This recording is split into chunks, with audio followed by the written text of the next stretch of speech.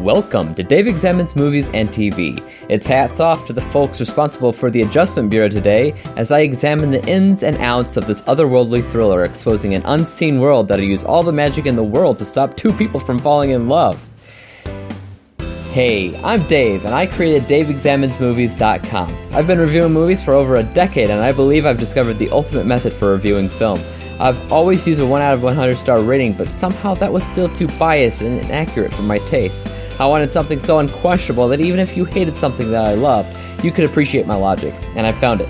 I call it Interpreting the Stars, which puts a movie into 10 categories. 5 solid categories that fit any film, and 5 specialty categories created specifically for the movie at hand.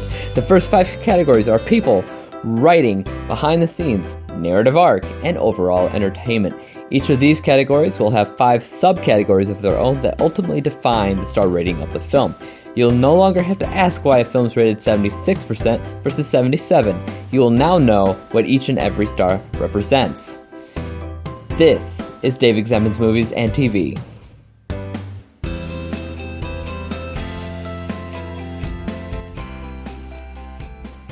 Alright everybody, how's it going today?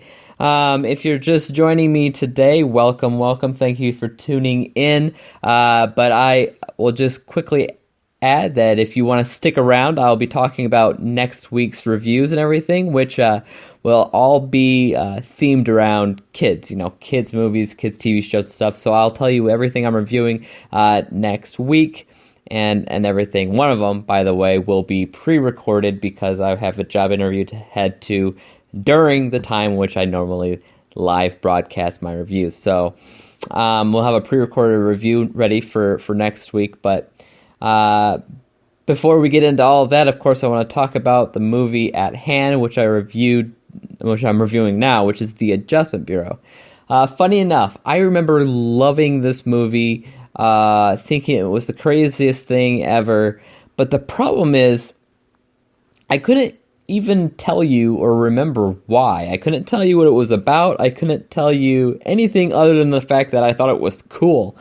So that worries me. That worried me when watching this movie again. I thought after years of seeing it first came out 6 years ago, and maybe since then I forgot all the things because maybe it's not as strong as a movie as I remember it. Now thinking back retrospectively, I think that does kind of make sense in a way, and I'll get into that. But at the same time, I'm still at a loss of thinking why I don't remember it. Maybe it's the Adjustment Bureau that came to my house one evening, stopped time, and erased my memory of it for security purposes or to get me on the right path of life or whatnot. That's just, I have no idea, because after watching it, I still think it's actually pretty decent. So let's get into it. What is the Adjustment Bureau about? According to IMDb.com, it is about an affair between a politician and a contemporary dancer that is affected by mysterious forces keeping the lovers apart. That's essentially it, but it's not talking about what those mysterious forces are, which of course is the quote-unquote Adjustment Bureau. How is it rated? According to IMDb, it's rated 7.1. And my rating compared to that is higher, but I won't tell you exactly what it is until we're done talking about it. Alright, so the first thing we have to investigate, or to examine rather, is the category of people. In the people category, we have the subcategories of acting, characters, casting, importance, and chemistry, of course. So let's get into it. First one's acting. How well does everybody act? I would say the acting was rather impressive because you have a ton of both mysterious characters and, average characters that shouldn't really stand out, but because of their acting, they do. Matt Damon and Emily Blunt obviously rule the film, as they are experienced actors, and they know how to give you an acting range in terms of pretty much everything. You're in this crazy kind of world, and when you experience a crazy world like this, you experience, well, crazy mood swings, I guess you could call it. But otherwise, they are all doing pretty good here. The acting is believable. It kind of pulls me in, just the acting alone. I'll give it 2 out of 2 stars for that. Next up is characters, and I had a fight within myself as to whether this should receive 2 stars or 1. And the reason why is because it's just a politician. It's just a politician. It's just a dancer. When you're thinking back to the movie, you don't really remember their characters for their occupations. However, you do remember their characters for their actions, I should say. So their, while their employment and their jobs are super important to the path of their characters and what the film takes for granted, it's not as important as it is their actions and their passions. So they fall in love with each other, and it's the fact of their love for each other is so strong, so fate intended, that it's hard not to give the characters 2 out of 2 stars for just that, because that is what drives the film as well, as far as just as the plot goes. So characters, 2 out of 2 stars. Next up is casting. Did they cast the right amount of people? Did they cast the right people for the jobs? And I'm a sucker. I like Matt Damon in pretty much everything that he does. I think he's brilliant. I've had to fight myself with roles specifically for Emily Blunt, because sometimes I feel like she's not giving it her all. But I think this time around she is. I think they fit really well into these roles, especially like the actors portraying the men in the Adjustment Bureau. I don't think there's any women in the Adjustment Bureau. Is that sexist? I don't know. But the characters specifically in the Adjustment Bureau are really cool. Specifically, the idea that these characters could be anything. They've been regarded as angels, as they say in the film, but I mean, it doesn't go into it, but they do say they've been called other things. So I'm thinking, gods, I'm thinking aliens, I'm thinking, ghosts, I don't know. Like, they could be anything because it is so vague about that, it's even more so alluring. And I should probably have said that in the characters category, which helped it give it 2 out of 2 stars, but I guess I forgot about it. But the casting as well. The Adjustment Bureau people are, as far as that's concerned, they have very little emotion, and I think that helps with who they are and who they're portraying to be. So I think the casting is actually well done. I think the only people that could have played these weird, zoned out but helpful and helpful characters all at the same time could have only been played by these people. I don't know what it is. I'm sure anybody else could go out there and act stoned out of their mind like Kristen Stewart or something, but I couldn't see Kristen Stewart as an Adjustment Bureau character, and then that's not because she's a woman. It's just, I don't know, it's just these characters are just so mysterious. Importance. Does everybody have an importance? This movie is entirely based off of the importance of the characters. So you have the importance of the politician, and while I don't think the politician part is super memorable, it is important to the story that the Adjustment Bureau want to tell. And the story between him and Emily Blunt's character and their blossoming romance is also important. And the Adjustment Bureau, what they do as a quote-unquote bureau of what kind of looks like a secret government conspiracy. Like, what each and every one of them does and why they do it is completely important to the story. So as far as importance is considered, absolutely 2 out of 2 stars. Nothing to complain about there. Chemistry. This movie is entirely about a romance, about these two that are destined to be together, no matter what their decided path was to be, or rewritten path was to be. Their original intention was to be together, and that's stronger than any written path they have for each other. Chemistry is one of the biggest strengths the film has. I will give it 2 out of 2. Because not only was it about that romance, but it was also about Matt Damon's chemistry with the Adjustment Bureau guys, or actually one of them in particular, was really strong. So 2 out of 2 stars for that, actually meaning that the people score alone will have 10 out of 10 possible stars. So perfect category there. Sweeped it out. Next up is the writing category, and under the writing category we have 5 separate categories of the dialogue, if it is balanced, how the story works out, how original it is, and how interesting it is. Okay, so the first off is dialogue. While I think the concept is actually intense and crazy and everything, I don't think the dialogue is. I think the whole idea of explaining it to the audience needed to be more complex and needed to be more like Inception or something, like it blows your mind as to what's going on around you, and more thought-provoking.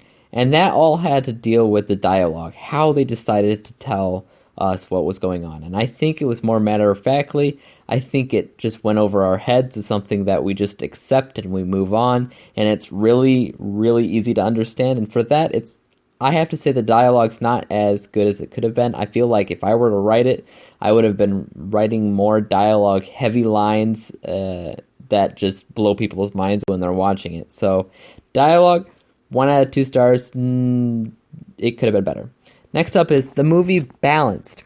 Now, I would have said 2 out of 2 stars for this. However, there is a lot going on, and it is sometimes hard to understand where everybody is coming from and what everything means. There's a lot of locations, obviously, because of going through doorways that lead to basically wherever you want to go. So if you blink at one point or another, you might be lost as to what just happened. For that reason, and pretty much that reason alone, I'm going to give the balance 1 out of 2 stars as well. For the story, I went back and forth with this because I'm not sure entirely what the story was. If it was really about this romance, it is weak. If it is really about this group of people that decide your fate for you, it's strong. So it's kind of like back and forth for me. And I think it really comes down to what you decide you want from the film. Because in the end, I didn't care either way. I liked the story, so I just kind of stuck with what I like about it, and that is this mysterious organization that not only wants to decide your fate for you, to decide a better future for all mankind, but your individual fight and your urge and your instincts and your passions that kind of have the ability to kind of overturn their decisions for you. But you have to fight for it. You really, really have to fight for it and be at war with yourself, basically, in order to get what you truly want. And I think that part of the story was strong. Forget about the romance. That deep underbelly meaning of what's going on was actually strong, so I give it 2 out of 2 stars for the story. How about the originality? How original is this? Well, can you really say you've seen anything like this before, where if they were to say that they were angels, if they were to say they were aliens or some kind of black ops government organization, then I think it might have been unoriginal in a degree, because it took a path that others have taken before it. But I think by opening it up for discussion and saying we are an organization that many people have different names for, I think that made it a little bit more thought-provoking than it probably even intended to be. Intended to be. And because of that, it was a lot stronger in the originality category than it could have been. I'll give it 2 out of 2 stars for that, and I thought that it was smart. Could have been bad, but it was smart. How about, is it interesting? I'm not going to stick very long with this and just say, yeah, it was. From the get-go, lots of things are happening, and you do want to see where it goes from there. It's definitely interesting. 2 out of 2 stars for that. That brings the writing category up to 8 out of 10 possible stars. That brings us up to a subtotal of 18 out of 20 possible stars. So it's looking pretty good so far. All right. So the next up after writing is the BTS / behind the scenes score. And this category has 5 subcategories of visuals, directing, editing, advertisement, and music.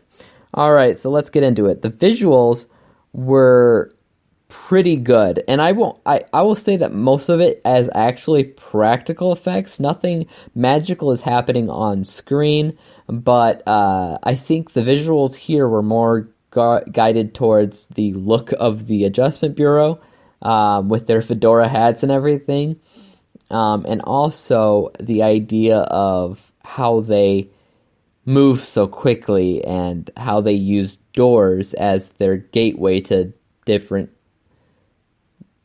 areas of the world. I think that mostly is important to take into consideration of what it looks like overall when you're watching. This is fun to watch from this angle, seeing those Adjustment Bureaus spying on you from a corner, and things that are in the corner of your eye, essentially, is what this movie focuses on. And I think they did it in a pretty decent way. I will give the visuals 2 out of 2 stars for that. The next up is directing. Now, this couldn't have been an easy film to direct, not in my opinion. Like I said, if you're dealing with a movie that might not be entirely balanced, like if it's a little convoluted, that means the director has a big job on his shoulders on how to create a story that you can understand and can comprehend. I think the director did a really good job at taking us along on a journey that is a little hard to understand, but he did it in a way that was more entertaining than thought-provoking, and I'm okay with that. I'll give it 2 out of 2 stars for the directing. As far as the editing is considered, like I said, I think most of this had to do with the journey towards the end when Matt Damon is going through a bunch of doors leading him to other places in New York. I think this mostly had to do with editing and making sure that it looked realistic when he went through one door and it led to somewhere else, like a big football stadium from inside of a closet, for instance. Like, it had to look realistic in that terms, and I think the editing, he or she, whoever was working on the editing, did a really great job there. 2 out of 2 stars for editing.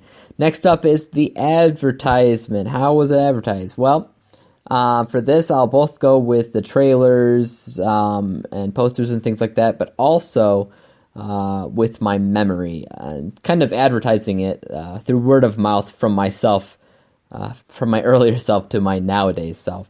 It was as advertised. It was as good as I remember it, even though I can't really explain why that is. So 2 out of 2 stars for that. Music, on the other hand, was rather simple. Here and there was moments where it could have been something special, but for the most part, it kind of stayed in that typical category of sounding exactly how it needs to sound, but not going any further than that. So the music has a 1 out of 2 possible stars. That brings the BTS behind the scenes overall score to 9 out of 10 possible stars, bringing our overall subtotal to, I think, if I'm not wrong, 27 out of 30, which is an incredibly good score so far. We're moving on, though. We're up to narrative arc score. Again, I say this in every single podcast. The narrative arc score is very important for people who are watching a movie and feel like the movie is off for whatever reason, can't place their finger on it. This might be the reason why, because nobody really thinks about this. Introduction, inciting incident / crossing of the threshold, obstacles, climax, epiphany / falling action, or epiphany / climax, and then falling action, sorry. These are all very important for any story. So how does it work for the Adjustment Bureau? Well, we're just going to start off with the introduction. The introduction brings us to the politician played by Matt Damon and his overall importance in the politician field. He's the youngest politician running for Congress and state and whatever, and why Emily Blunt's character is important for him to keep going on his path as well. But instead of him going on the path he was supposed to do after meeting her, he kind of falls for her, and decides after he makes a big speech to try to find her, which is not the path he's supposed to take. That's when the Adjustment Bureau intervenes, and he doesn't really care, and he keeps on going after her, which is bad for him, but he doesn't care because of, fate and stuff. Introductions, 2 out of 2 stars there. The inciting incidents, obviously when he runs into the Adjustment Bureau but decides to go against their wishes and go after her anyways, even after they destroyed her phone number. The obstacles, obviously, Adjustment Bureau is obstacles. That's just what they are. So it's like the personification of obstacles. So 2 out of 2 stars there, 2 out of 2 stars for inciting incident, 2 out of 2 stars for introduction. Next up is the climax. How does it end? I'm not going to tell you how it ends, but I will say it was completely satisfying and works for what I wanted to see. 2 out of 2 stars there. Falling action was very short and wasn't expanded on for what I think would have been necessary for a perfect narrative arc score overall. So I'll say 1 out of 2 stars for the falling action. That brings the narrative arc score up to 9 out of 10 possible stars. So where was I before? 27 out of 30. So I'm now, 36 out of 40? Right? Does that sound right? 10, 18, 27, 36. Yeah, that's about right. 36 out of 40. So the next up is entertainment score. This is the hardest one for me to rate because it's probably the most biased and inaccurate for technical critics to point out. Critics just avoid this altogether because they don't care if it's entertaining or not. They only care if it's particular in all the right spots. But I do care about entertainment because this comes down to if you want to actually see the movie that's technically great. So first of all, we have the subcategories of rewatchability, if it's fun, if you have an impulse to buy, if you have an impulse to talk about, and if it sucks the audience in while you're watching. All right, let's get into it. All right, so we have a rewatchability score. Is it rewatchable? Absolutely. While this is just my second time viewing, I did go after it, and I was really excited to actually see it again because I remember it being awesome. It was still awesome. I still consider it rewatchable. I would still rewatch it in a heartbeat. So 2 out of 2 stars for that. Next up, is it fun? Do you have a fun time watching it? Is what's on screen, is it fun? Yes. In short, it is fun. Lots of stuff is going on. It's hard not to just get lost in what's going on, which brings, I'm actually going to skip forward and say it does suck the audience in as well, and say that's 2 out of 2 stars, and so is if it's fun. Next up, do you have an impulse to buy it? I would say yes and no. If I saw a cheap version of it walking through the aisles of Walmart or Meijer or something, I might pick it up. If I see a cheap digital version of it online or something for Ultraviolet or for Vudu, I might pick it up. I think it would be nice to own, but I'm not going to go and buy it at full price, if that makes any sense. So 1 out of 2 stars for the impulse to buy it. Next up is, do I have an impulse to talk about it? Yeah. I remember when watching it for the first time, I'm like, I need to talk about this with somebody. They need to know that this movie exists. It's kind of nuts. But I had nobody to tell anything about because I could essentially be spoiling them with anything I say about it. So I had to keep my mouth shut, and it kind of angered me that I had to do such. So this is one of those moments where I have an impulse to talk about it. So I say 2 out of 2 stars for that. As I said already, it did suck the audience in, 2 out of 2 stars. That brings the entertainment score to a whopping 9 out of 10 possible stars, which is insane. That brings the total category, the first 5 categories, to 45 out of 50 points or stars, which is insane. That's a really good score, and we haven't even touched the total of the specialty categories yet, which we're about to go into now. The specialty categories are the questions that I wrote before watching it, not before watching it for the first time, but before watching it for the second time. So the first question that came up to my mind is, I can't really remember what this movie is about, so will it still hold up for what I thought it was going to be? And the real answer to that is yes. I may not remember the details of the movie, but I felt the same as I felt after watching it the first time, so I give that 10 out of 10 possible stars. And kind of a subcategory to that, but I'm just going to add it as another category, is it crazy? This is, in general, is it just a crazy movie to watch? Is crazy things happening? Absolutely. This movie is still as crazy as it was in 2011. I just can't believe how much I forgot about it. 10 out of 10 stars for how, quote-unquote, crazy it is. Definitely go check this out if you like crazy movies. The next thing I kind of thought of, because I mostly remember the Adjustment Bureau as being in those suits and hats and things, was something regarding a government conspiracy. For some reason, I thought this was a government conspiracy that Matt Damon had to escape, and it's really not. There is nothing to do with a government conspiracy, but I guess it does have that overall impression because of these Adjustment Bureau. They do look like government agents. So for that, I'll give myself a 5 out of 10 possible stars, but in reality it's 0, so I'm still gonna give it a 5, but yeah. Next up, now this one I wasn't sure of, because I wanted to say this was an unforgettable movie. I was worried about it being forgettable, so I put the category there of, is it unforgettable? Crossed my fingers and hoped for the best, and I still think it's unforgettable. I think the only possible forgettable moment is the whole romance aspect, but the movie itself and what they're trying to aim to tell us, I think that's completely unforgettable, and I will give it 10 out of 10 stars. I don't know why I forgot about it in the first hand, but I don't consider it forgettable. I think it's actually really a decent movie. Which brings me into the last one. Is it halfway decent? I normally ask this for movies that I haven't seen before, but because I've forgotten it almost entirely, I have to ask myself again, is it halfway decent?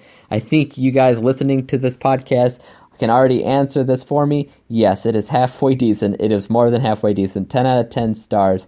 That brings even the specialty categories up to the same score as the normal one, 45 out of 50 possible stars. Which brings the total score for Adjustment Bureau to 90 out of 100 possible stars. That is an extremely, extremely good score. I mean, as far as my scores for 2011 go, in general, for my history of reviewing film, that's an insane score.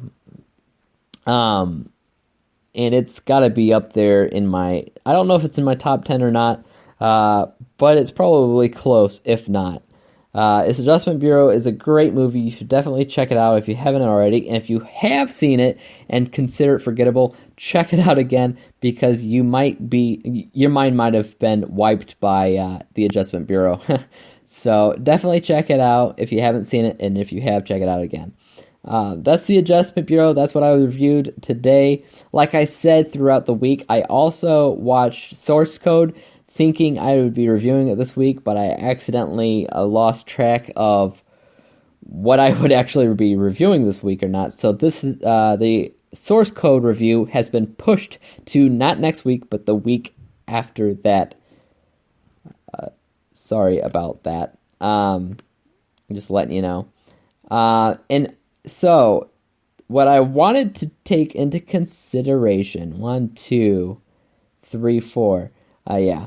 So what I wanted to take into consideration, I want you to know that next week I am going to be talking about Kids Week. Kids Week. I will be reviewing 4 kids movies, and for TV Tuesday, I'll be talking about the best TV shows that I grew up with as a kid, and I'll try to be as objectionable as possible at saying which shows are actually good for kids nowadays versus what are just entertaining, because I think kids both need educational shows and entertaining shows just for the heck of it, and I do believe both are important. Anyways, for those movies that I will be reviewing, Monday is going to be the pre-recorded review, which I'm probably going to review right after I post this. It's going to be the original Peter Pan movie that Disney came out with in the 1950s, and we're going to see how that stacks up for today's expected quality in film for kids movies. Today, after Peter Pan, Tuesday is going to be TV Tuesday. Wednesdays, we're going to talk about the live-action version of 101 Dalmatians, with, all the live-action stuff going on. I think that's actually one of the first, if not first, live-action adaptations of a Disney cartoon. So you're thinking all the stuff that's happening now is new? It's not. They've been doing it for a while. I mean, that was in the 90s. Anyways, after Wednesday's 101 Dalmatians adaptation, we're going to be talking about Monsters and Aliens on Thursday, which is a movie that kind of shouts out to the classic films, Universal monster films, and we'll get into that when we talk about it. And then closing out on Friday, we're going to talk about this last year's hit Disney animated film, Mona. So if you haven't seen that, check my review out for that. If you have, check it out. It took me a couple viewings to actually watch Mona. And for all of these movies, for each one of these reviews, I had my son sit down with me and watch it. So for each of the specialty categories, I'll also put an area there for if it is Liam approved or not. Liam is the name of my son. He is just about 2 years old. He loves movies. He loves sitting down and watches them with us, and he will sit through an entire movie if he likes it. So I will talk you through which of those he liked, which of those he didn't stand to watch the entire thing, and we'll get into that when we get into that. So that's what's going next week. So look out for that. I hope it's exciting for all of you, as exciting as it was for me. As always, subscribe to this podcast if you want to keep hearing about what I thought about movies, and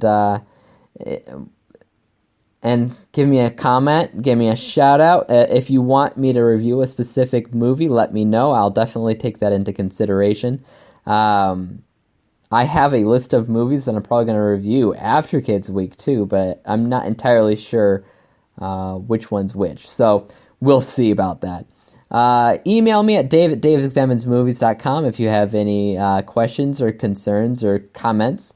Comment on the podcast itself if you want to. My Twitter is IAMDWG, so you can tweet me on there. And of course, I like to also point out I'm on tracktv.tv. My username is IMDWG. You can find me there where I will be tracking TV shows that I watch, tracking movies that I watch. You can even watch the progress bar as I watch something, if you're looking at the right time, that is. My website's daveexamensmovies.com. You can find me on Facebook and Twitter and all that good stuff. And I hope to see you there soon. And other than that, this is the end of the week. So I guess I'll see you guys Monday. Have a good weekend, and peace out.